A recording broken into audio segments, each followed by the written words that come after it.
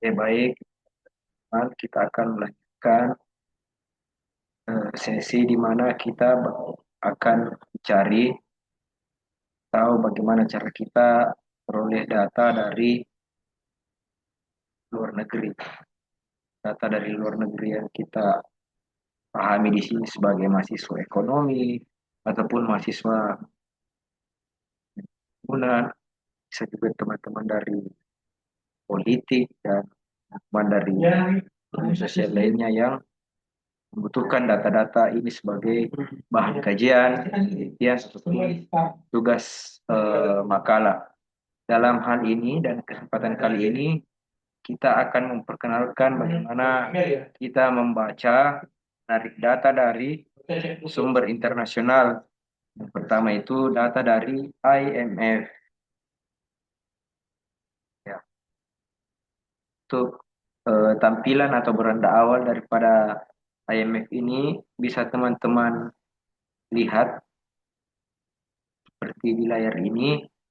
Namun yang terpenting adalah bagaimana cara kita menarik data sesuai dengan kebutuhan makalah, penelitian, atau riset kita yang berkaitan dengan data-data keuangan internasional ataupun kondisi-kondisi ekonomi internasional yang disediakan oleh International Monetary Fund. Jadi IMF ini kalau teman-teman sudah mengetahui sendiri mungkin bahwa ini adalah funding dana internasional di mana setiap negara-negara yang ada di dunia itu biasanya meminjam dana dalam bentuk dolar ataupun dalam bentuk yang lain di IMF ini.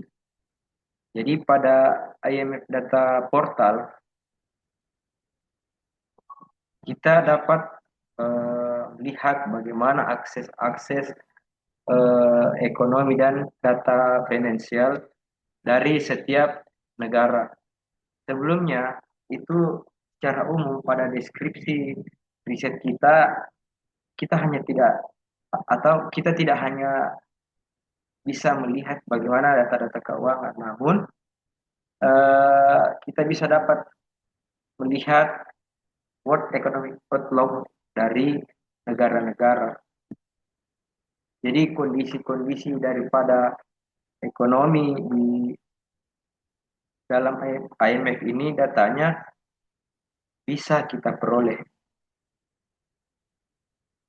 Itu untuk laporan ekonomi daripada negara-negara ini bisa kita peroleh. Kalau sekarang ini di seri April 2026 untuk World Economic Outlook, ya tagline-nya Global Economy in the Shadow of War. Jadi apa-apa saja sih data yang tersedia di sini. Ini mungkin berbeda dengan data yang telah tertabulasi kalau kita tadi belajar data BPS, data Simrik Bappenas. Tetapi untuk data-data keuangan lainnya itu bisa kita lihat nanti di tutorial yang akan saya perlihatkan juga. Jadi untuk deskripsi dan keuangan dan kondisi keuangan ataupun ekonomi dunia itu bisa kita lihat di PDF ini. Ada impact daripada perang ya untuk ekonomi global dan lain-lain. Teman-teman boleh membaca sebagai bahan kajian ataupun bahan makalahnya teman-teman sendiri. Nah, terus untuk data-data GDP. Jadi kalau kita dalam bahasa Indonesia mengenal GDP ini sebagai PDB ya, produk domestik bruto. Jadi gross domestic product jika dalam bahasa Inggris itu kita dapat melihatnya di sini. Dan bagaimana sih kita memperoleh data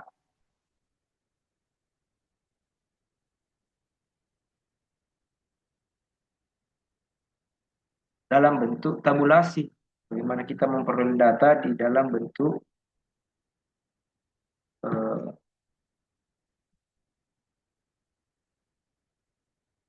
tabulasi. Dengan melihat langkah-langkah ini teman-teman mungkin bisa tahu ya. Nah, seperti inilah tampilannya. Kita dapat memilih periode data 5 tahun belakangan sampai 15 tahun. Ini kita bisa pilih berdasarkan ini ya, berdasarkan negara yang ingin kita teliti datanya. Kita apply saja. Jadi kita pilih untuk Indonesia. Jadi di sini ada struktur-struktur data, mulai daripada current account balance, gross domestic product, dan lain-lain.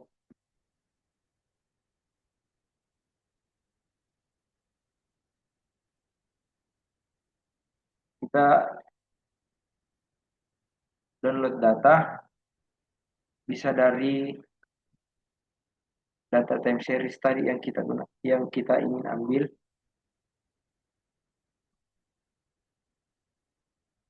Tekan download.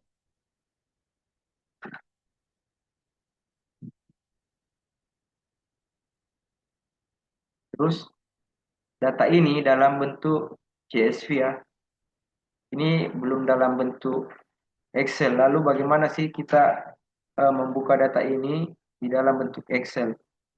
Saya stop share dulu, saya share yang lain.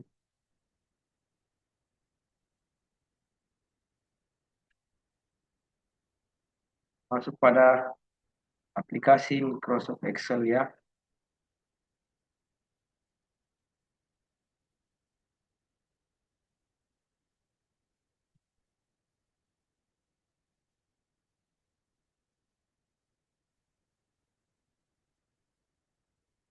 Ya.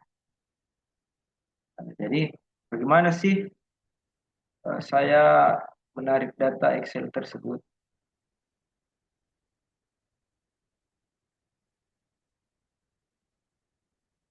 Setelah membuka kolom Excel begini, kita bisa masuk di data,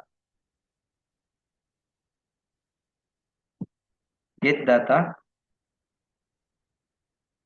profile, text or CSV.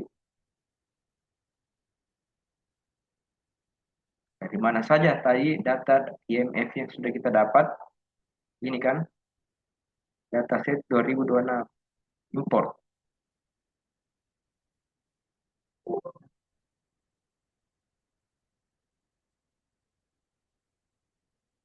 Nah, itu kita load.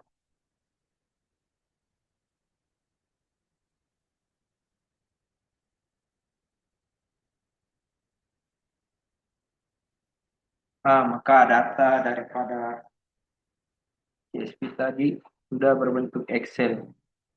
Dan ini untuk kolom-kolom data dari tahun 2017. Di sini ada kalau kita lihat di kolom indikator ini kita bisa melihat consumer index, consumer price index dan lain-lain, gross domestic product sampai daripada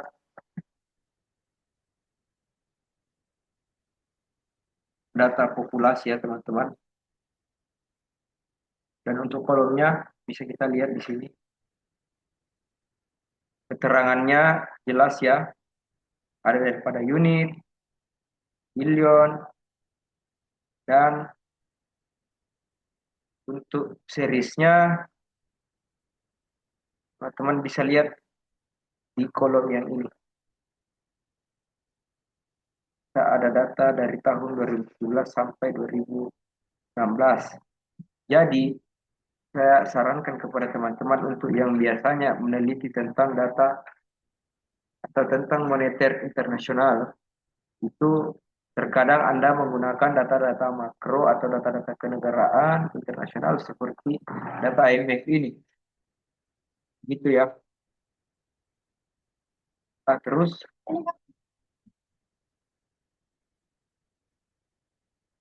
nanti kita akan lanjut pada data World Bank untuk data-data internasional ya.